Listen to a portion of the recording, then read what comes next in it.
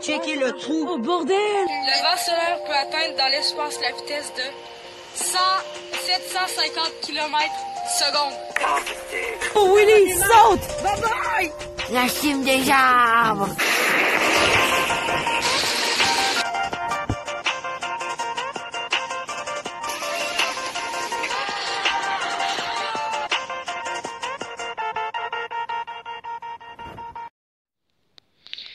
Eh bien, salut tout le monde, j'espère que tout le monde va bien. Moi, ça va très bien. Aujourd'hui, les gars, on débute notre premier point météo de l'année.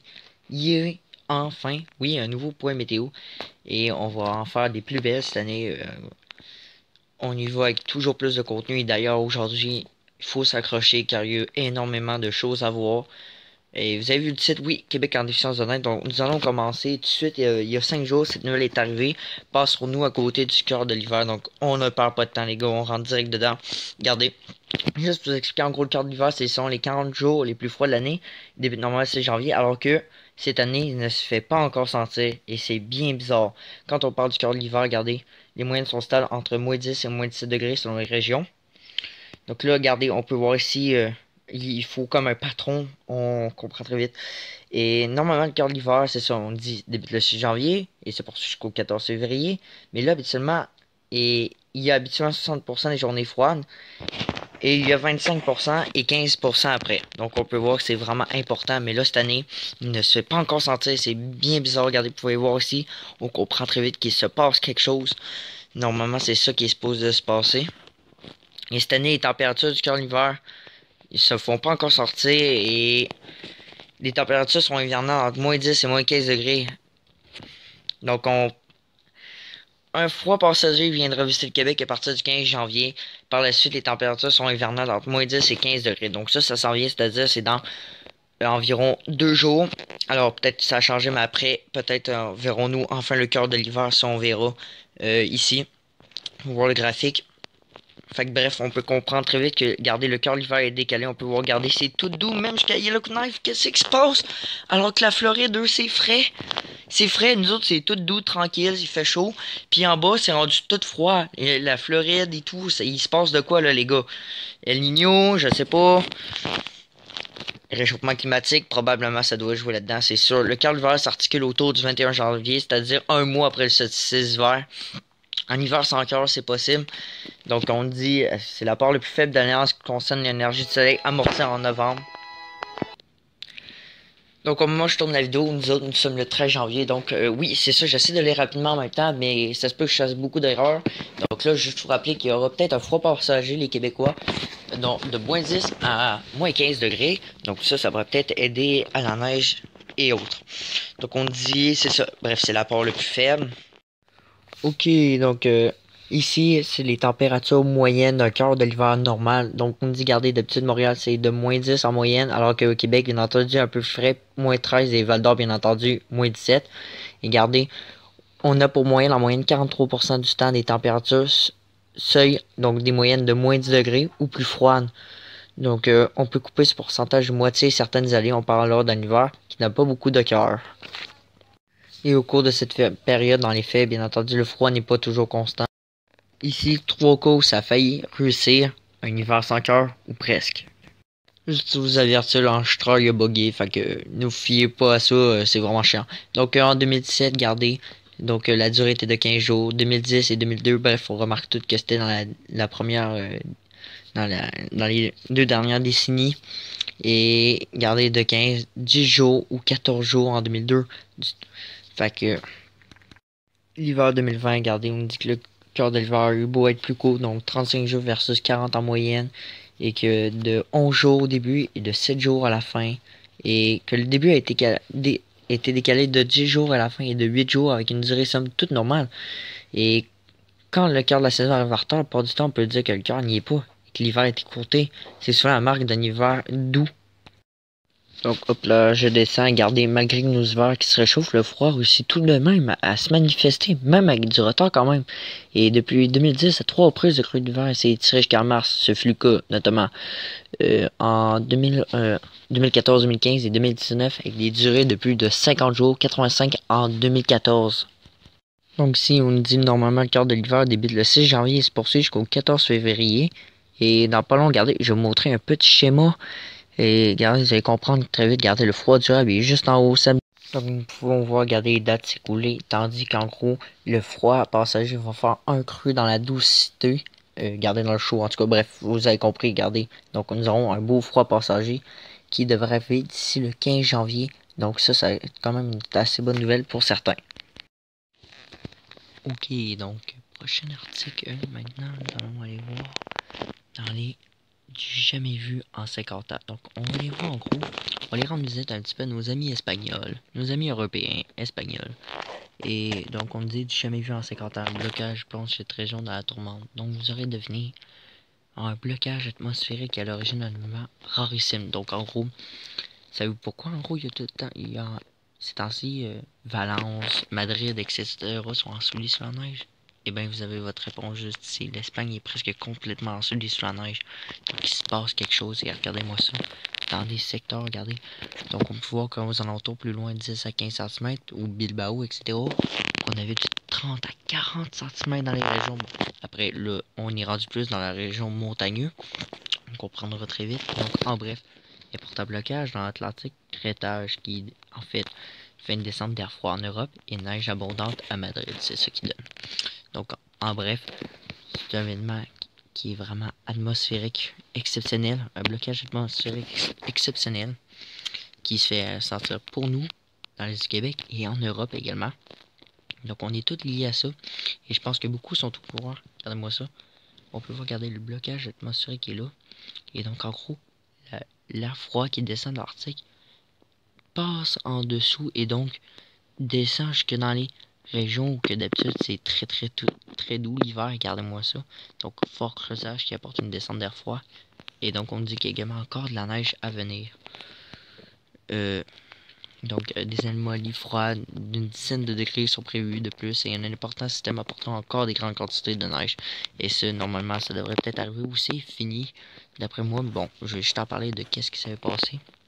Il me dit également, regardez, les régions d'Espagne, par exemple, c'est ça, on a parlé jusqu'à 50 cm dans certaines régions qui sont prévues, regardez. On peut voir, donc ça dépend des endroits bien entendu, et ça risque de faire des paralysations, des accidents, etc. Donc on dit déjà que près de 1500 automobilistes ont dû être secourus et piégés en neige, bref. Ça peut faire plein de dégâts, et regardez-moi ça. Ah, ça, je suis habitué de voir ça. Donc ça reste pas un événement exceptionnel parce que eux ils ont pas vu ça depuis genre notamment les années 1950 et a eu lieu en 2009 et qu'il est tombé 15 cm de neige, mais là il y en a encore plus. Donc c'est pas mal ça les amis. Il disait également qu'il y a quelques jours, le mercure à un endroit précis, à un point précis, avait été mesuré à un certain endroit, moins 35 degrés, rendez-vous compte. Donc, prochain article maintenant, le Québec en panne de tempête. Mais non, mais qu'est-ce qui se passe, les gars? Regardez, donc, les tempêtes de neige dignes de ce nom sont portées disparues dans le sud du Québec depuis la saison hivernale, et si bien que certaines régions n'ont toujours pas encore connu leur première bordée. Regardez, depuis la saison hivernale, le Québec additionne les rendez-vous manqués que les tempêtes de neige majeures, soit du 15 cm au moins. Il y en a qui ont déjà eu droit à leur première bordée de la saison pour la majorité vers la fin novembre.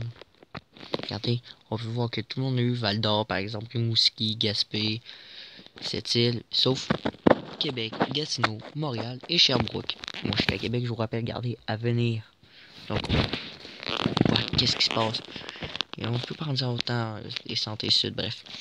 Là, dans la Montérégie, la grande région métropolitaine, l'Estrie également. Donc la première bordée tombe généralement ce secteur du 15 décembre. Et le déficit se creuse de plus en plus avec 3 semaines de retard jusqu'à maintenant de cumuler. Et on dit également que janvier 2019 a connu un scénario similaire avec les premières bordées qui sont invitées dans les rues de Montréal, par exemple le 20 janvier, soit plus d'un mois plus tard que d'habitude. Et bien entendu, la médaille d'or des premiers 15 cm, les plus tardifs, sont en 2002 qui n'a eu droit qu'en mars.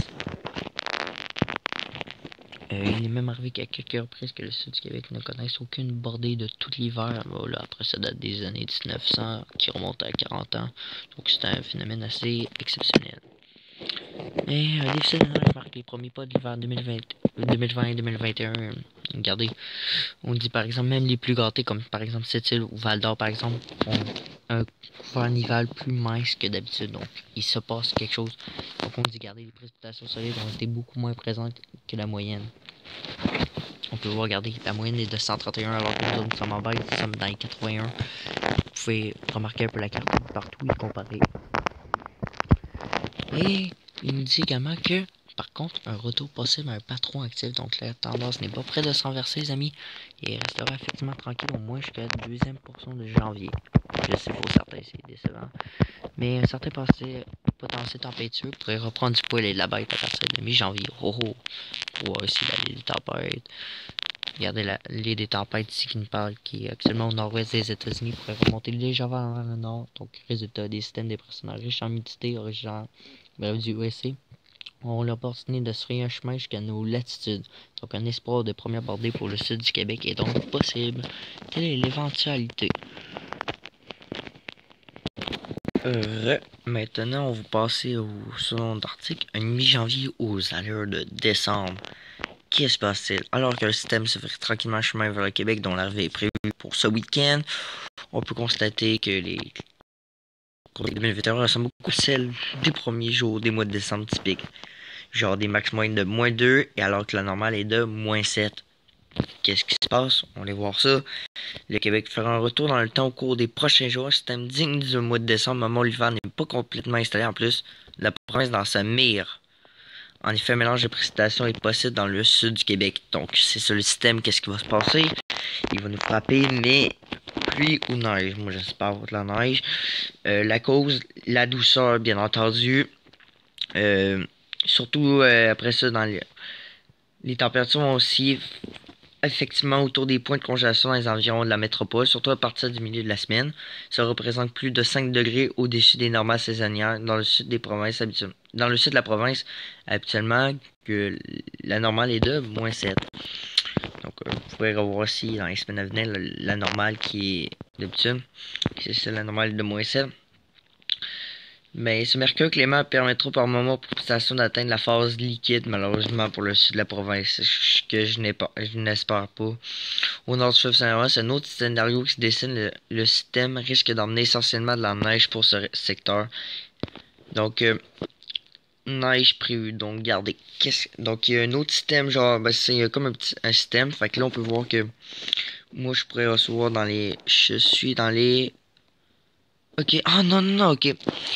Moi, je suis comme dans le bleu foncé. Donc, le bleu foncé correspond à 10 à 15 cm de neige. Alors que Gaspésie, par exemple, on va avoir juste 2 à 5. Donc, moi, je pourrais avoir du 10 à 15 cm de neige. Et la région la plus gâtée est dans le secteur entre le Roux-Norondais et le Mont-Tremblant, du 15 à 20 cm. Ok. Et la neige seule pourrait s'amoindrir. Donc, déjà que la couverture animale est déjà rachidite. Pour à nouveau écoper dans le secteur du sud du centre, le déficit de neige seul est particulièrement marqué. À Gatineau, par exemple, c'est ça, il y a 4 fois moins de neige que d'habitude. Puis on se souvient, Gatineau a été beaucoup un endroit marquant pour les canicules cette année. Et là, ils ont encore moins de neige, ça va mal, eux. Pour l'heure, il est difficile de prévoir quand une bordée viendra fouler le couvert hivernal pour les secteurs du sud de la province. Maintenant, du commun perturbe la météo dans cette région. On va aller voir ça tout de suite. Donc, en gros, en bref, vite fait, je vais juste vous résumer. En gros, c'est pas grave. La stratosphère, elle a augmenté d'environ 50 degrés dans les 5 derniers jours, 6 derniers jours précisément. Ouais, ça. Et c'est grandement réchauffé au cours des derniers jours et a aussi des conséquences météorologiques. Et on va aller voir ça, notamment chez nos amis européens. Regarde, vous pouvez voir la courbe. Réchauffement soudain. Donc, ça nous explique un peu que si tu as 10 à 50 km de nos têtes. Mais là, on dit qu'elle s'est réchauffée de 50 degrés au cours des derniers jours. Et ce phénomène d'humidité se produit rarement. Donc, on dit 6 fois par décennie. Il en résulte 6 fois sur 3 des conséquences sur le plan météorologique. Ben, on va aller voir qu'est-ce qui se passe. Eh bien, nos amis européens écopent. Et oui. Et pour effet de modifier la circulation des vents forts d'altitude, le courant de jet qui garde l'air très froid en Arctique se brise et donc glisse en direction des plus basses latitudes. C'est-à-dire, en gros, on a parlé tantôt de l'Espagne, par exemple, ou le Portugal, ou la France, par exemple. Donc, c'est grâce à ça également que vous avez pu avoir enfin votre neige chez vous. C'est un phénomène qui est à l'origine d'une imposante poussée de froid en Europe. Ce week-end, l'Espagne a été ensoleillée. On a vu ça, les conséquences à eux, d'importantes quantités de neige. Puis un froid mordant couvrira la péninsule ibérique. Donc ça, c'est ça que ça donnait. De fait, il fera froid un peu partout en Europe. C'est le changement stratosphérique soudain a eu lieu le 5 janvier dernier. Le vieux continent ressent déjà les effets. Et on a enregistré des températures sous les normales, par exemple en Allemagne, bref, dans tous les autres pays, par exemple Russie, Espagne, Italie, Sibérie, bon, enfin, jusqu'à 9 degrés sur le normal. Pendant ce temps au Québec, et oui, qu'est-ce qui se passe chez nous? Eh ben, les amis, la descente du mercure se fait attendre. La douceur règne partout en province et des précipitations mixtes sont même prévues pour le week-end lors du passage d'un système duriste. Il faudrait patienter jusqu'à la fin de janvier avant d'avoir le potentiel de voir le mercure chuter sur les normales de la saison. Rapidement ici pour montrer rapidement juste, on va moins parler un mois de janvier des plus atypiques. Donc un mois de janvier vraiment qui se passe des températures très clémentes, anomalie digne d'un record. Ça se pourrait. Un mois de janvier tout en douceur, hein. Donc c'est ça, on a dit, c'est ça, on n'a pas mal résumé à date, c'est ça, les températures qui restent tout le temps en haut des normales de la saison. Une anomalie qui est digne d'un record, peut-être depuis 1942. La température Gaspésie actuellement d'environ 11 degrés au-dessus des normales. Donc, puis le frondi qui serait peut-être vers la fin, bref. Vous avez compris, là, c'est devenu plus frais, le doux. Très important, l'hiver est déficitaire au Québec. Donc, on peut dire que l'hiver n'a pas été au rendez-vous au Québec pour l'instant. La neige se fait rare, la froid aussi. Et on indique encore pour l'instant aucune descente de froid digne de ce nom. En tout cas, on peut voir, regardez, là, on peut voir que la normale était de 50 cm au sol. Mais là, nous sommes à 17 cm. Donc, ça a vraiment baissé depuis Noël à cause qu'il y a eu les grosses pluies.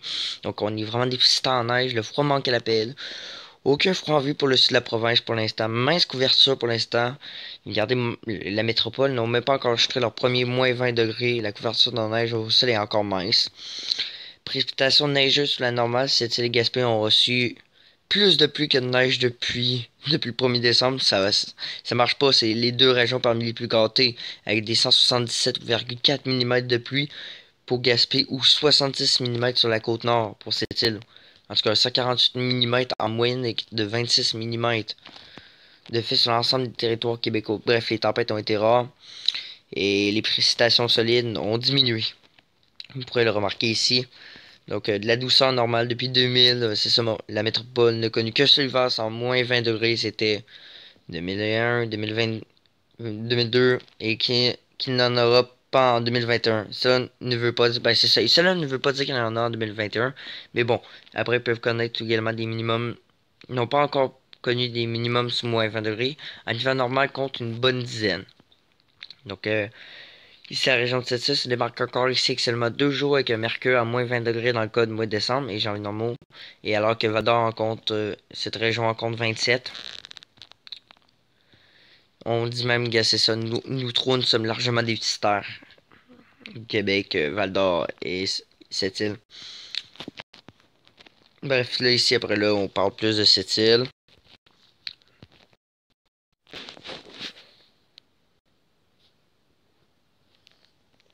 Ok, donc, on va maintenant parler. Ce facteur sera déterminant pour la prochaine tempête. Alors oui, il y a un certain facteur vraiment important pour la prochaine tempête à venir pour ce week-end. Donc ça sera vraiment déterminant pour savoir où que la dépression va se reformer. Donc en bref, voici le schéma. Le schéma en tout cas, enfin bon, la map. Le système qui va nous toucher ce week-end au départ avec Clipper venant de l'Alberta. Donc ça part des plaines canadiennes qui va ensuite se reformer au cours du week-end sur la côte est américaine. Mais va également se renforcer dans les Grands Lacs. On va voir ça juste après. Et ça va déterminer, va se reformer, va déterminer les précipitations qui tomberont sur le sud de la province. Donc comme par toute tempête, une partie de l'énergie qui permet son intensification se retrouve également en altitude. Donc bref, et le système, on précise qui est juste, c'est ça, la dépression sera bien présente sur la côte qui va alimenter la dépression lors de sa formation. Le système va aussi gagner l'humidité et s'étancher lors de son passage dans les Grands Lacs. Donc regardez, voici la carte que j'aime bien. Donc là, elle est dans les plaines canadiennes. Là, après ça, Elle va se renforcer dans les Grands Lacs pour par la suite se reformer sur la côte est, Boston, New York, etc. Reformation côtière. Donc, il faudra toutefois surveiller si le système se reforme sur la côte est, car il faudra alors plus d'humidité et de douceur disponible pour que plus qu'il y ait ça, froid, l'air est doux et plus élevé, plus le système va s'intensifier rapidement. Ça va déterminer la trajectoire et les précipitations qu'on va recevoir, si c'est de la pluie ou de la neige, et surtout pour les secteurs au sud du fleuve, c'est-à-dire Montréal, la Montérégie, l'Estrie ou la Beauce. Donc on peut voir que neige. Moi là, regardez, je suis à Québec, regardez, je suis dans le petit verre d'à côté. Oh non, j'en veux pas, j'en veux pas, j'en veux pas. Pour les secteurs nord du fleuve, il s'agira de neige car ces régions seront du côté froid du système.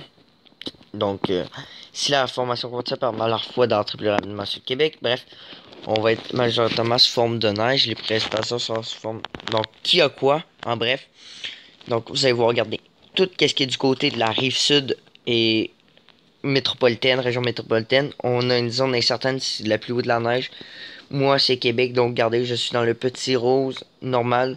Et donc, c'est marqué ici, surtout en neige jusqu'à 40 cm.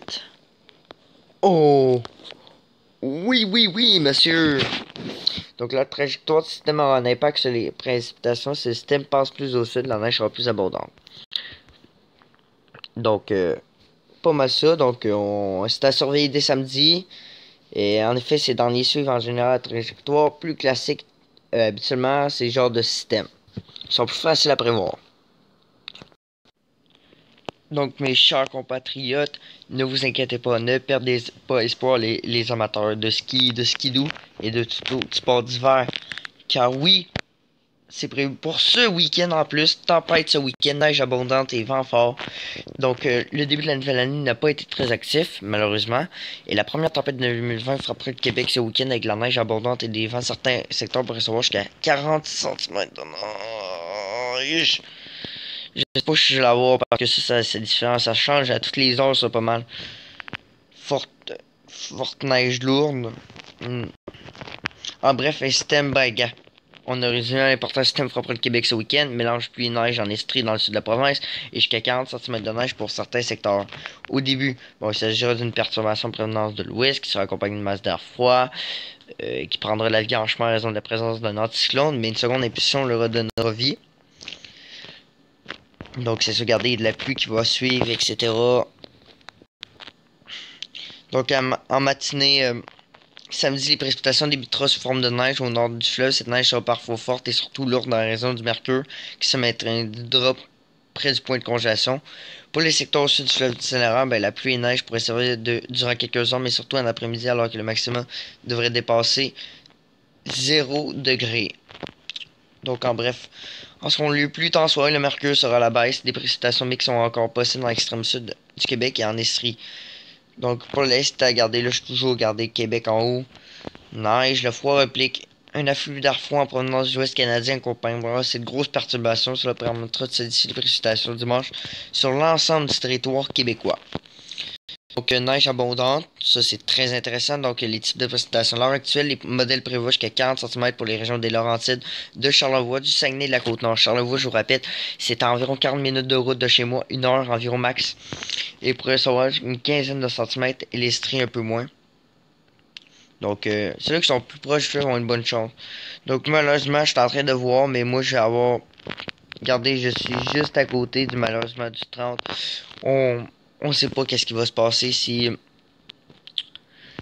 À date, je suis dans le 10 cm. Montréal, eux, pourrait être concerné dans le 10 à 20. Fait que ça va être drôle. Je me demande...